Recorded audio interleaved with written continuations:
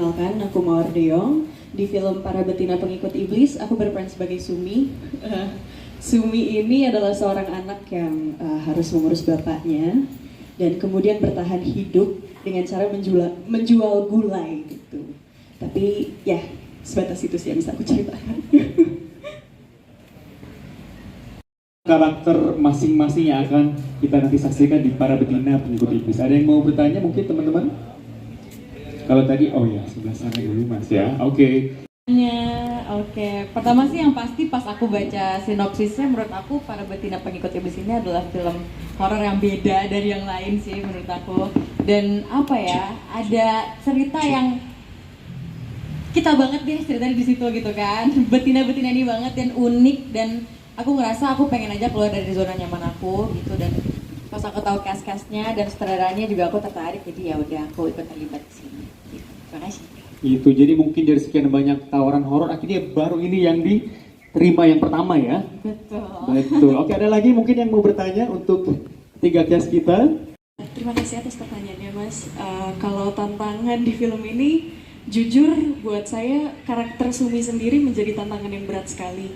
Terlebih ketika awal kita proses reading juga rasanya kayak, aku bisa nggak ya kira-kira meranin karakter ini gitu. Tapi ya memang bersyukur sekali kita punya tim yang solid, dan saya juga udah pernah kerja bareng dengan nomor aku juga sebelumnya. Terus dengan beberapa teman-teman yang ada di timnya juga, akhirnya gimana ya, saya mencoba buat, karena saya ngelihat kepercayaan dari tim ini buat saya, jadi saya mencoba untuk melakukan semaksimal mungkin di film ini. Jadi memang setiap pulang reading saya baca lagi skripnya, kira-kira ada apa lagi yang bisa saya tangkap dari Sumi hari ini gitu. Jadi memang kalau ditanya tantangan terbesarnya menjadi karakter Sumi ini sendiri sih. Terima kasih Mas. Jadi karakternya sendiri sudah menantang untuk seorang Mawar. Jadi dibaca terus tuh ya. Ya, terima kasih. Pendalaman karakternya seperti apa, tantangannya apa aja? Aku juga kurang lebih sama Mawar, karakter Sari sendiri ini. Apalagi dia ini kan karakternya dukun teluh, dan Sari ini punya apa ya, sedikit mantra-mantra kekuatannya dia yang menurut aku itu susah banget. Dan cara mendalami perannya adalah waktu pas reading tuh Parako ngasih kita satu-satu kayak musik gitu. Jadi oke, Sari musiknya kayak gini, terus Asih kayak gini, Sumi kayak gini. Nah dari musik itulah aku sering dengerin juga gitu, aku cari instrumental kayak gitu, terus aku baca-baca terus dialognya. Dan itu dia sih, sama juga kayak tadi, dengan bantuan tim-tim yang lain akhirnya aku bisa nyaman juga gitu jadi Sari. Oke, jadi kalau dari aku sebelumnya terima kasih, pertanyaannya sangat menarik. Yang pasti pertama kali adalah aku diskusi banyak sama Pak Rako, seperti apakah Asih ini karakternya gitu kurang lebihnya.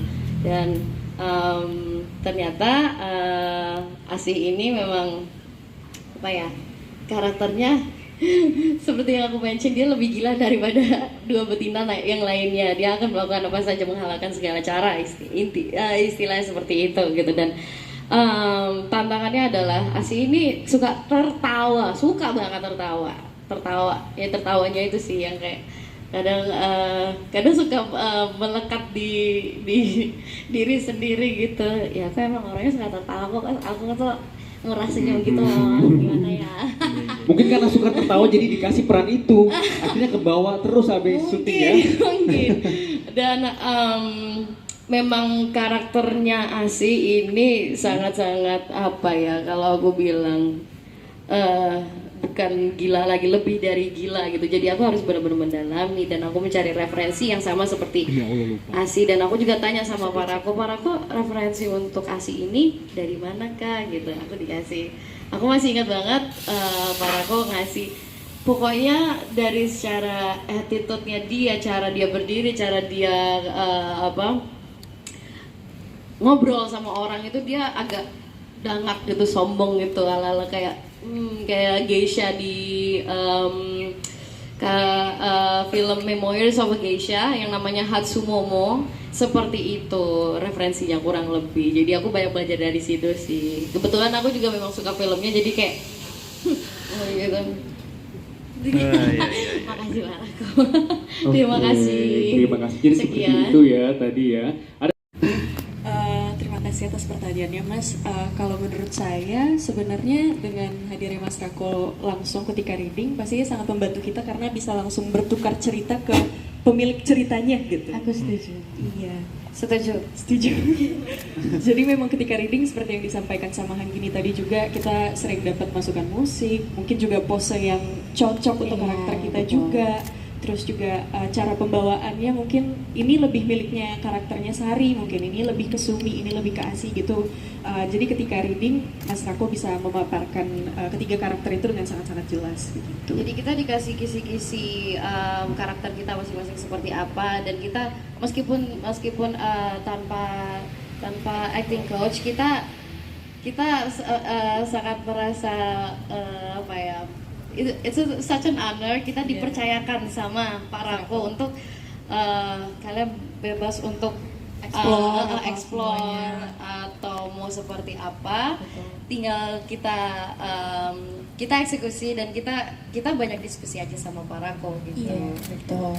Kita merasa Nyaman sih reading sama Bapak tuh. Awalnya aku kira bakal tegang ya reading sama Bapak, ternyata menyenangkan banget. sangat menyenangkan. Betul. Oke Pak. Oke, jadi Jadi ini ya, konsepnya learning by doing. Jebol juga gitu, karena kalau kita lihat dari trailernya kan juga udah kelihatan gitu kalau adiknya dibunuh, dia harus balas dendam dan segala macam.